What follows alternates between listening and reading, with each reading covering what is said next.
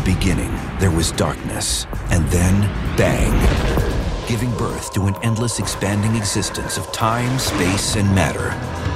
Every day, new discoveries are unlocking the mysterious, the mind-blowing, the deadly secrets of a place we call the universe.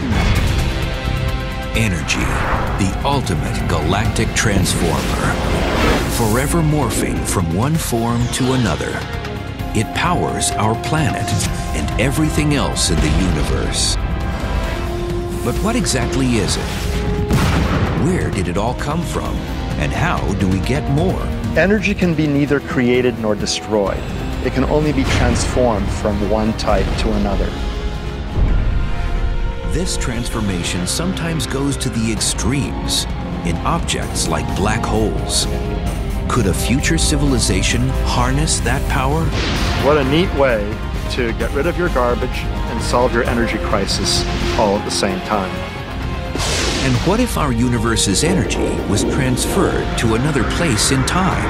What if a passageway opens up to a parallel universe and bleeds off some of that energy? Life wouldn't be able to withstand that. This is the story of energy, from the Big Bang to your own backyard. Charge up your engines as we follow the trail of extreme energy in the universe.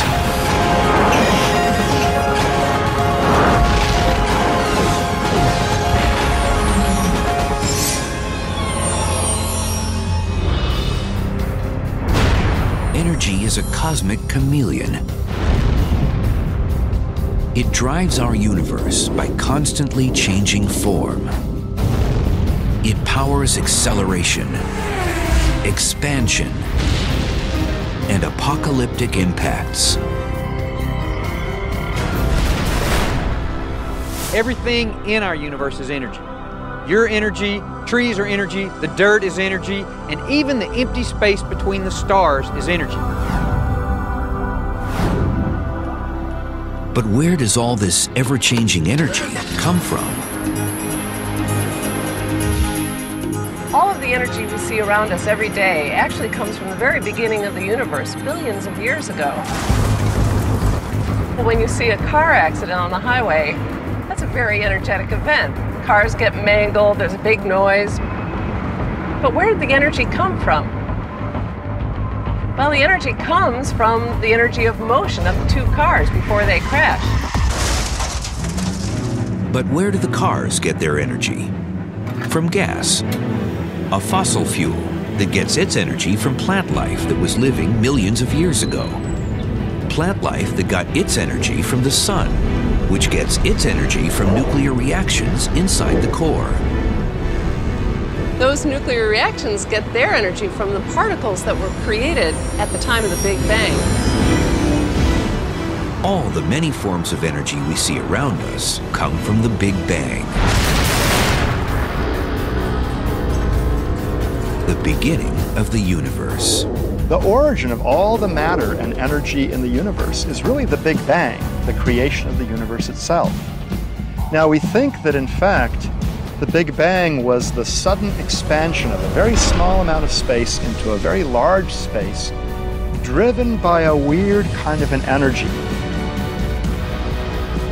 We're not sure what type of energy kick-started the Big Bang, but whatever it was, in one brief instant, it produced all the energy in our universe, past, present, and future. This is one of the most important and surprising aspects of energy. In black holes, exploding stars, or even power plants on Earth, it can be neither created nor destroyed. It can only be transformed from one type to another. If the laws of physics in the universe never changed in the past and don't change in the future, then no energy can be created or destroyed. It can only be transformed. Transformation is the key to how energy works. The universe is filled with many forms of energy, such as light, sound, thermal, and chemical. The most common among them is potential energy, the the stored or pent-up energy of an object, and kinetic energy, the movement of an object. And all forms of energy are constantly converted into other forms of energy. When you fire a gun at a target, you might think that once the bullet hits the target that energy is gone. But it's not actually gone. It's actually just been transformed into another type of energy. The chemical potential energy in the gunpowder has been converted into the kinetic energy of the bullet, sound waves, heat, and whatever energy gets transferred into the target, maybe causing it to move or explode.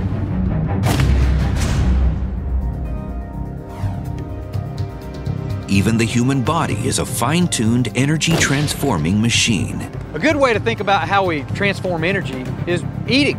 Humans eat a certain amount of calories every day, and then whatever physical activity they do that and burn off that certain amount of calories. And you have to continue to eat because you continue to be active and burn off calories. Incredibly, Albert Einstein realized that energy and matter are really the same thing, and one can be converted into the other. That's the meaning of his famous equation, E equals mc squared. Einstein came up with a way to explain that everything in this universe is energy. Matter is energy. If you weigh, say, 100 kilograms, that's your mass. And if you take that and you multiply that by the speed of light and then multiply that by the speed of light, then you get the amount of energy that exists within your body. Actually, about 1,000 times more energy is in your body than there was in the largest nuclear weapon detonated by mankind.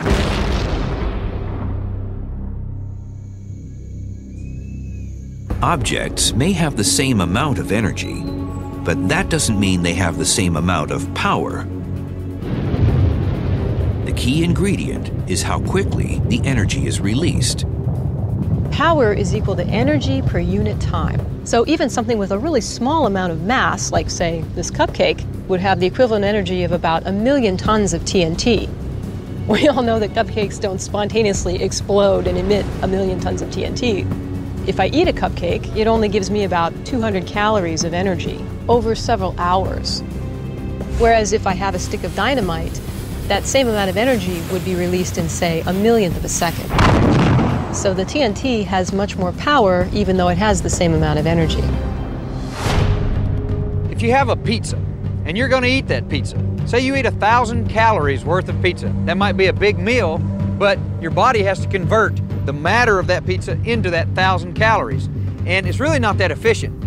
Take, for example, the same mass in TNT or dynamite. When you light the fuse on that, you get way more energy.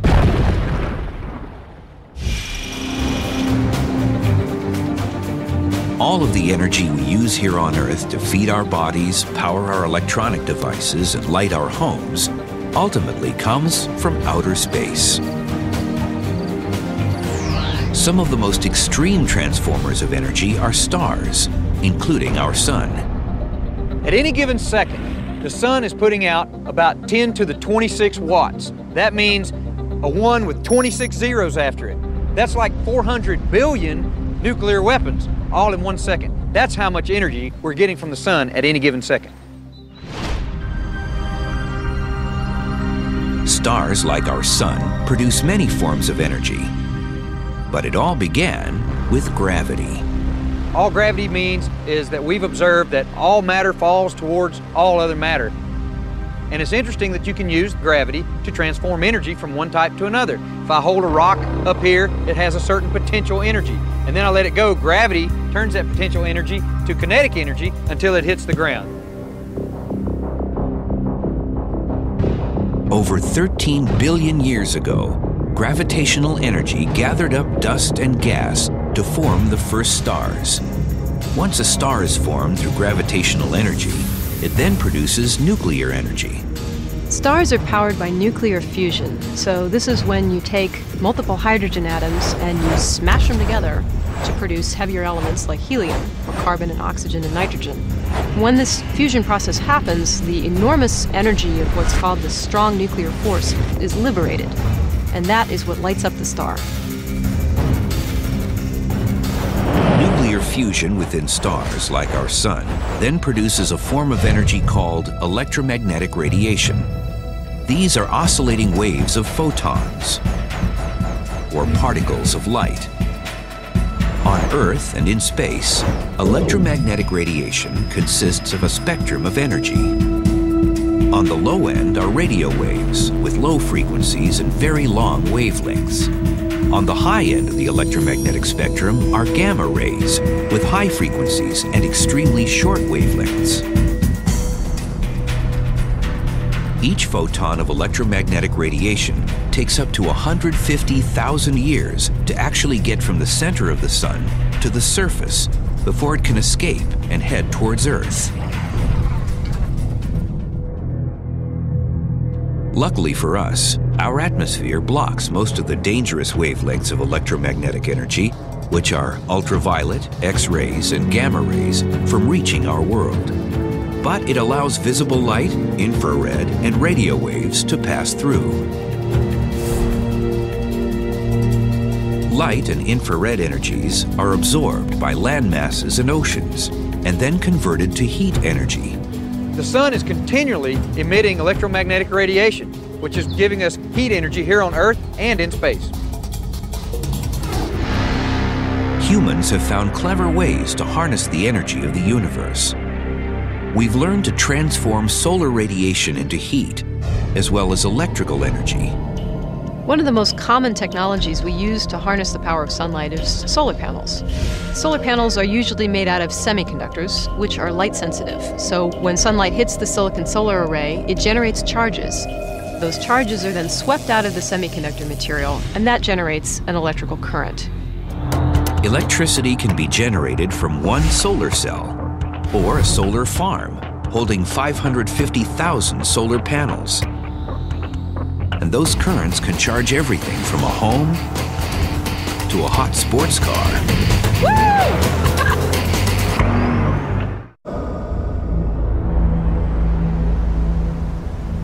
Stars are awesome transformers of energy.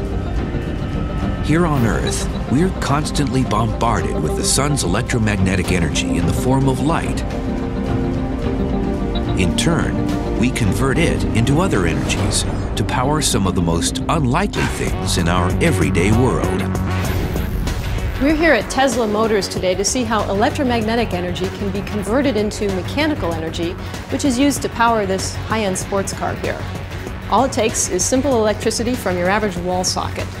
So if we plug the car in, like so, we're now taking energy from the wall socket and we're using it to charge up the car's battery. The battery, located right here, is used to run the car's electric motor. So the computer inside the car, which is right here, takes energy from the battery and uses it to turn the single electric motor, which powers the car at astonishing speeds, actually. So you can imagine if you had, say, solar panels on top of your house and you were to plug the car in, your car would literally be running off of sunlight. All right, here we go.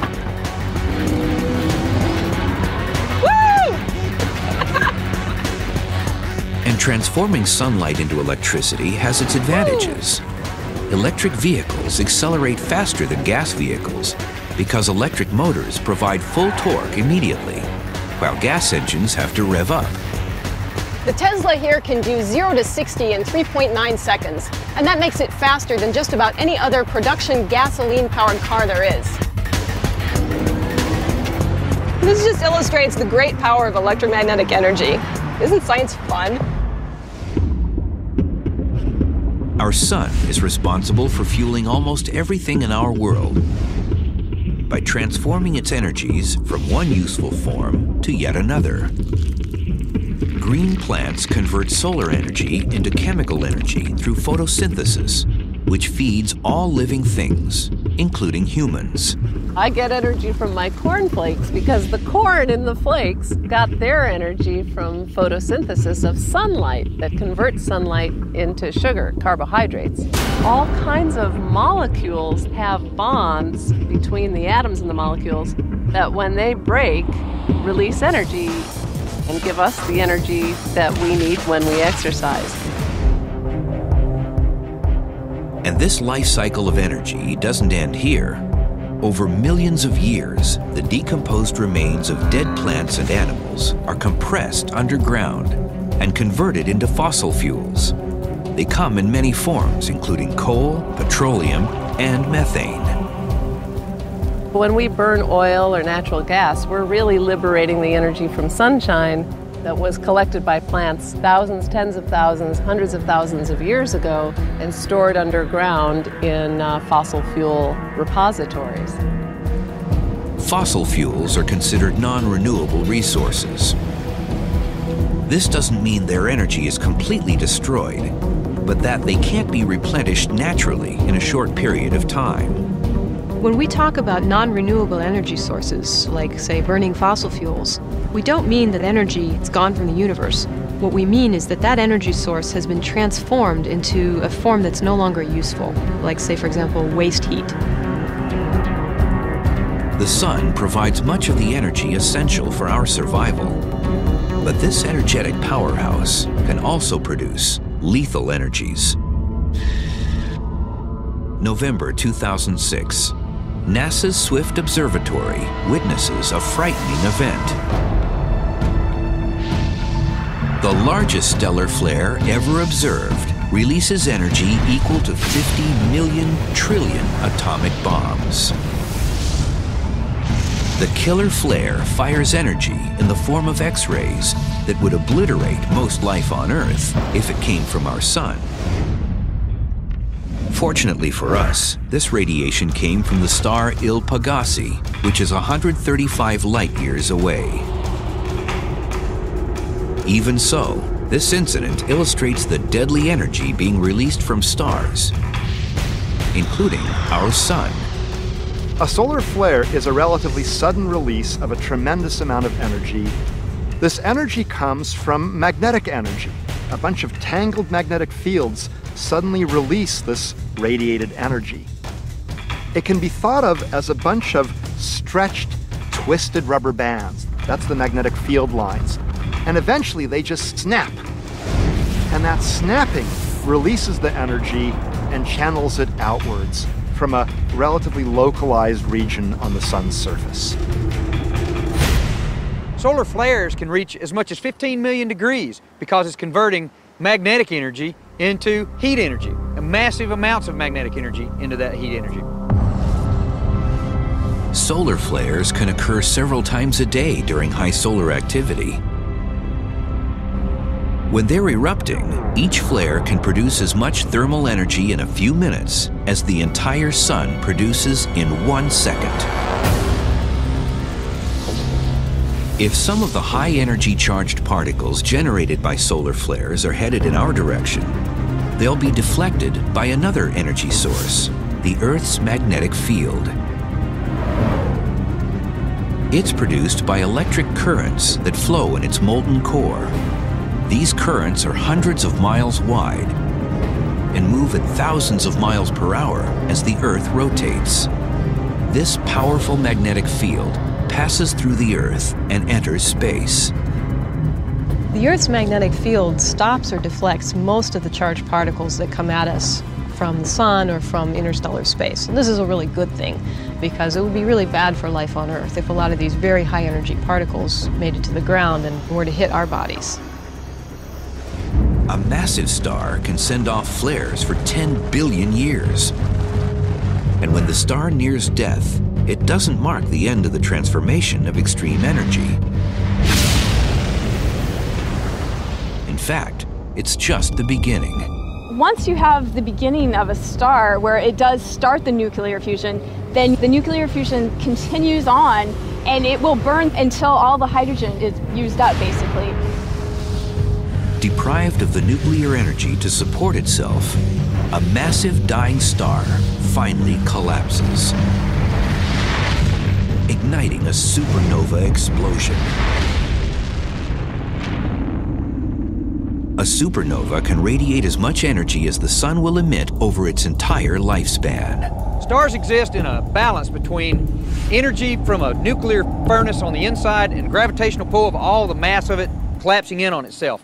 And at some point when the nuclear furnace starts to die out, gravitational attraction becomes the final winner of that conflict. It collapses and it emits a bunch of light, and it's due to gravity overcoming the nuclear furnace in the star. Now, it's important to keep in mind that the energy of an exploding star isn't simply created out of nothing.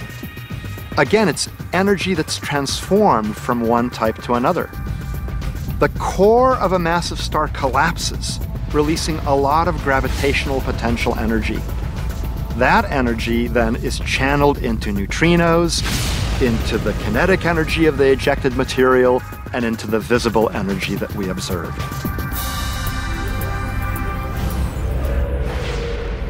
Supernovas are one of the most explosive transformers of energy in space. However, 99% of the energy released during a supernova is converted into something that's actually invisible to the naked eye. Strange ghostly particles called neutrinos. Neutrinos are nearly massless energetic particles that move at almost the speed of light and pass through matter virtually undisturbed.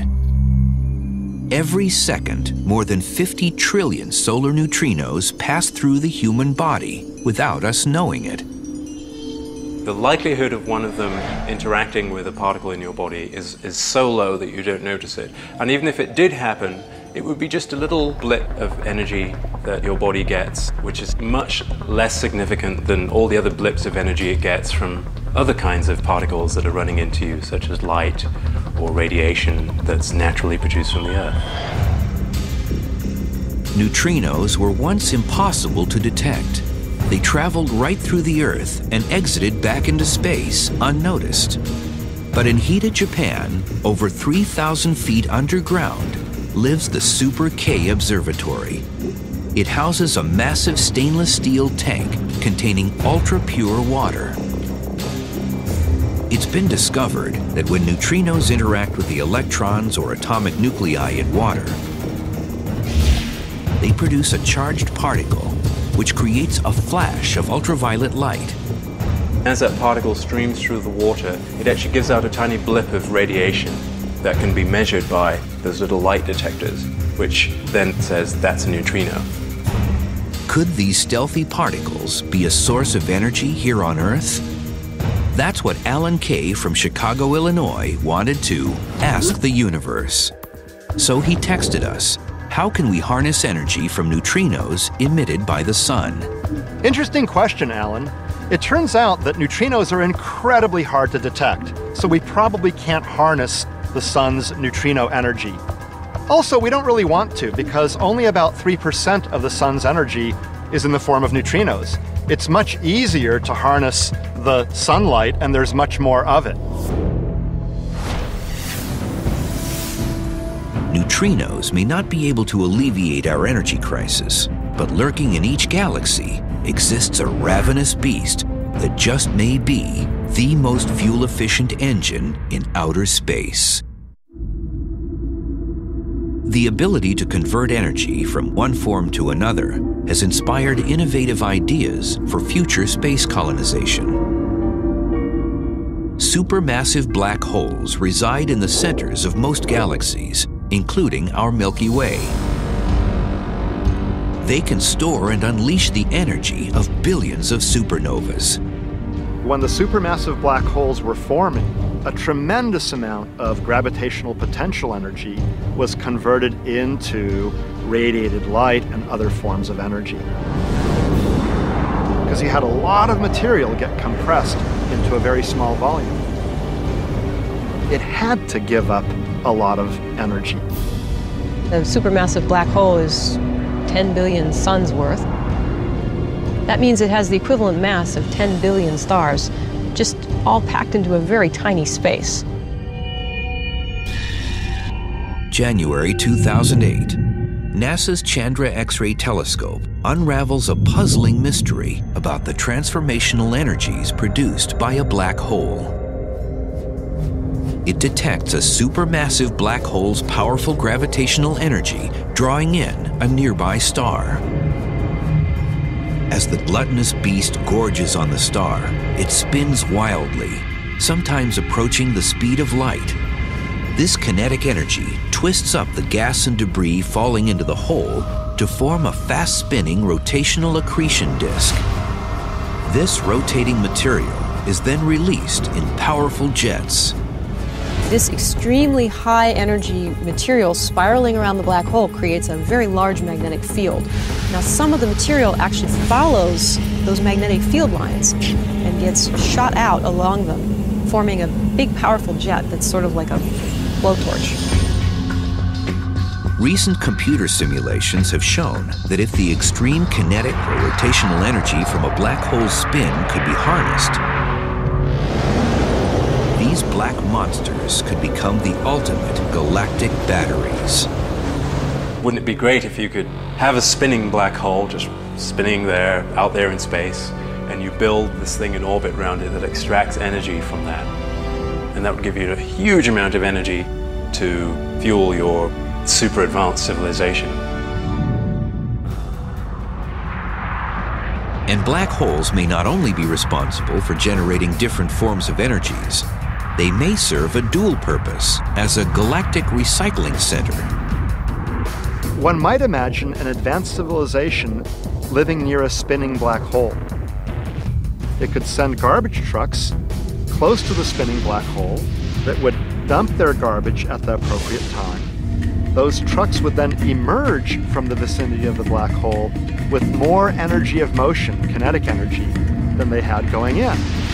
Those trucks could then hit a turbine, like a windmill, drive the turbine, generate electrical energy, and thus light up their cities. What a neat way to get rid of your garbage and solve your energy crisis all at the same time. Black holes may energize a future space colony. But scientists are now discovering that the energy from whirling black holes may be transforming into something dangerous. Cosmic rays are highly energetic charged particles. Contrary to their name, they're not rays of light energy. Rather, they contain very large amounts of kinetic energy, which can cause deadly effects. Cosmic rays are way more energetic than anything we've been able to produce on Earth. Hundreds of thousands of times more energetic.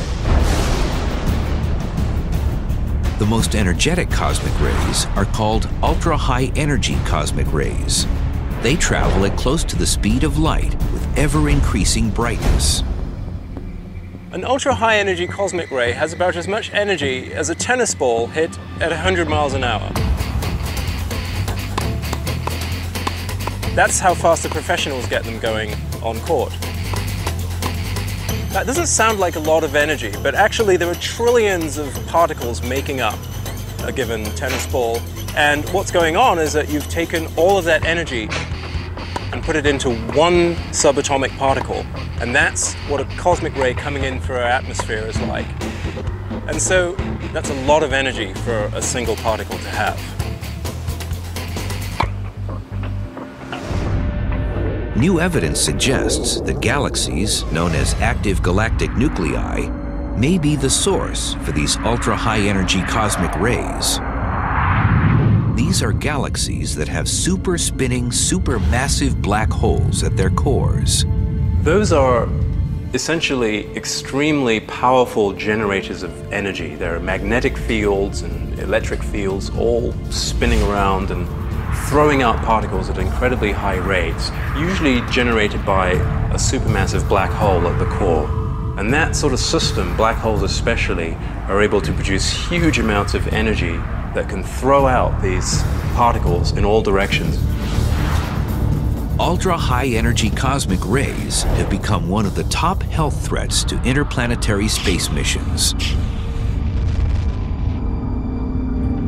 These charged particles could hurtle right through a spaceship and penetrate astronauts like tiny ballistic missiles, ripping apart DNA molecules and even killing cells.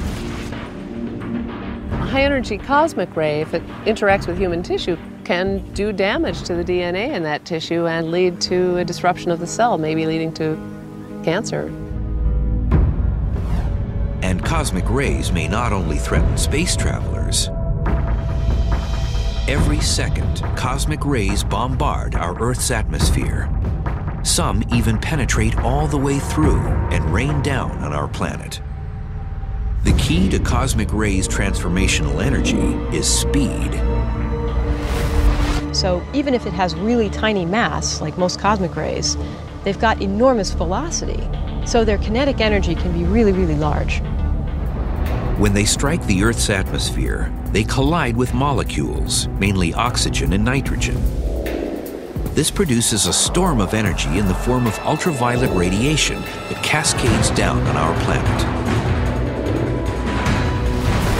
Those cosmic rays are coming from outer space all the time, 24 hours a day, just impinging upon the outer atmosphere and running into the air molecules, and then producing showers of particles that we can detect here on the surface of the Earth. Fortunately for us, one original ultra-high energy cosmic ray spreads its energy out to millions or even billions of particles. So its energy, originally in the form of X-rays and gamma rays, is so dissipated that it's no longer harmful to humans. However, these cosmic rays could cut off your cell phone conversation. These air showers, as they're called, which are produced by the cosmic rays hitting the outer atmosphere, those could affect electronics here on the ground. Our computers and cell phones and other devices that we use every day are becoming more and more delicate as we miniaturize our circuitry, and that actually makes it much more sensitive to being disrupted by cosmic rays. In every corner of the universe, we witness the destructive nature of energy in motion. Yet here on Earth, we generate a unique form of energy that comes from the creation of our solar system. Since the beginning of time, energy has been the universe's long-standing magic act, constantly changing from one form to another. One unique type of extreme energy is the legacy of our solar system's creation. Geothermal energy comes from the heat created in the Earth's rocky core, which exists about 4,000 miles below the surface. Our solar system was first formed about 4.5 billion years ago when a cloud of gas and dust condensed to form the sun and all of the planets. A small fraction of that gas and dust consists of radioactive elements like uranium-238 and thorium. When the Earth condensed, some of those radioactive elements got collected into our Earth's interior. As those elements slowly decay over billions of years, they heat up the interior of the Earth. We can access this heat energy as geothermal energy. Some areas of the Earth's surface allow this geothermal energy to seep through, such as near plate tectonic boundaries, volcanoes, and geysers. Geothermal energy can be tapped near plate tectonic boundaries where this hot stuff comes up, produced by exploding stars long ago that are radioactive and release their energy over timescales of billions of years. Geothermal plants around the world harness heat energy from superheated reservoirs to create electrical energy. Here's how it works. High temperature, high pressure water is brought to the surface, where it enters a low pressure chamber and flashes into steam. The pressure created by this steam is channeled through a turbine, which spins to generate electrical power. Once the steam has exited the turbine, it is either released into the atmosphere as water vapor, or it cools back into liquid water and is injected back underground. In almost all cases until recently, geothermal power plants have been either near plate boundaries or hot spots, weak spots in the Earth's crust through which the hot magma can come. So since most of the Earth's surface is not near a plate boundary, it's been relatively difficult to tap into geothermal energy. The best concentration and quality of geothermal energy exists where there are high levels of tectonic and volcanic activity, like the Ring of Fire, which circles the Pacific Ocean. But excavating close to plate boundaries is tricky. To get a lot of consumer energy out of the geothermal energy of the Earth really requires digging quite deep to where the temperatures are high enough that you get a lot of energy out. The technological challenges for extracting geothermal energy for consumer use are huge. You either need to harness a volcano or drill down very, very deep into the Earth, or cap the geysers of Yellowstone. But this type of thermal energy may not be exclusive to planet Earth. Io, one of Jupiter's 4 main moons, has active volcanism like Earth. But the thermal energy from its core is produced not through the decay of radioactive elements, but rather through tidal heating. Io has an elliptical orbit around Jupiter, so sometimes it's closer to Jupiter than at other times. When it's closer to Jupiter, the tidal stretching of Io is greater than when it's farther from Jupiter. So as it orbits Jupiter, Io sort of squishes back and forth. That gives rise to a lot of rubbing of the interior rocks, and they then release energy. The interior gets hot. Magma flows to the surface, and you see a bunch of erupting volcanoes. So that can be thought of as a geothermal energy. We certainly know that the inside of Jupiter's moon Io is molten because we see volcanoes there, and that is the equivalent of geothermal. I say equivalent because geo means Earth, so strictly speaking, geothermal is Earth's interior energy. Planet Jupiter may not have a molten core like its moon Io, but the gas giant's hot interior generates another form of extreme energy, wind. The giant planets, Jupiter and Saturn, have very windy atmospheres. They are very stormy, not just because of heat from the sun, but in fact largely because of heat generated on the inside. Their interior parts are still contracting, releasing gravitational energy and converting it into energy of motion of the atmosphere, winds and storms. This is another example of the conversion of one form of energy into another. Some of the winds on the giant planets can travel at immense speeds, 600 or even 700 miles per hour. Now, most of them are only a few hundred miles per hour, which still is big compared to even big storms on Earth. But the fastest storms can travel at 600 or 700 miles per hour. That's really fast. Earth also benefits from wind energy, but its source doesn't come from its core, but rather directly from space. The source of energy that we see in winds on Earth is really solar heating.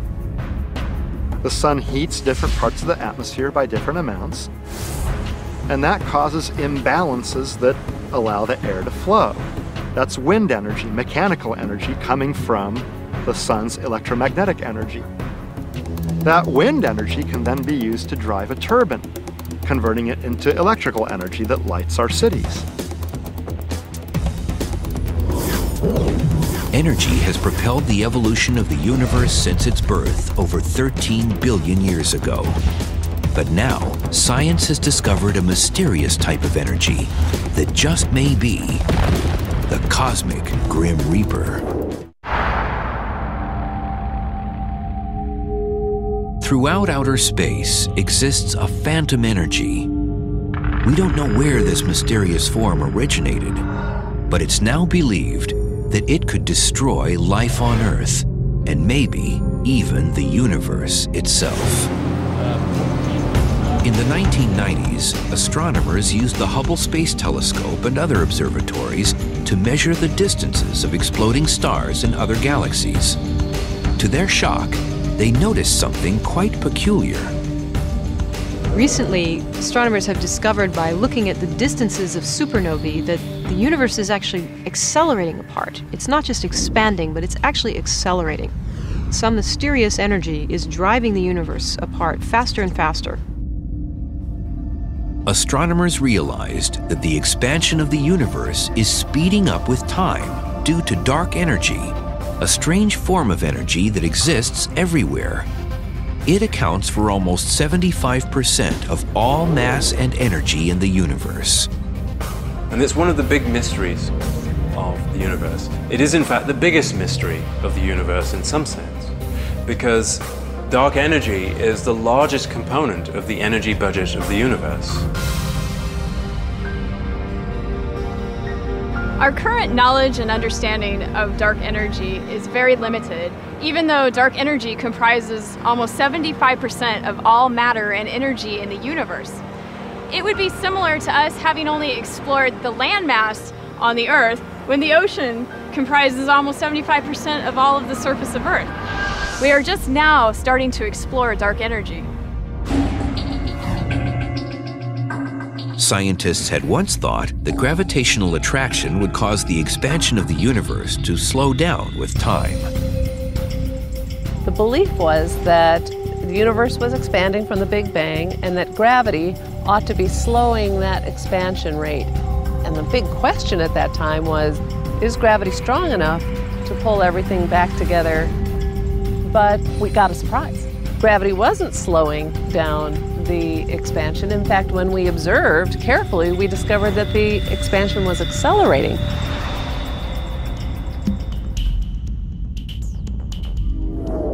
While gravity binds planets, stars, and galaxies, dark energy appears to stretch the fabric of space and time, thereby pushing galaxies apart. Recent observations have shown that dark energy is causing our universe to expand at an ever faster pace. Over the history of the universe, the relative amounts of dark energy and regular gravitationally attractive matter and energy have changed. Early on, regular gravitationally attractive energy dominated, and that's because objects were close together. There wasn't much dark energy in between them, so its cumulative effect was very small. But as the universe expanded and galaxies got farther apart from each other, the amount of space, all of which was filled with dark energy, increased. Let's suppose we model the universe as an expanding loaf of raisin bread, where the raisins are the galaxies, they don't expand, and the dough is uniformly filled with yeast. That's like the dark energy. Now suppose we continue to inject yeast into the baking bread as it expands. It'll expand faster and faster with time because there's more and more yeast. It'll be accelerating in its expansion. In a similar way, with time, there's more and more dark energy in the universe, thus accelerating, speeding up its expansion. If dark energy continues to speed up the expansion of our universe, we could eventually experience the Big Chill. Clusters of galaxies will spread thinner and thinner. Galaxies will exhaust their gas supply to form new stars, and old stars will burn out. The universe will become dark and insufferably cold.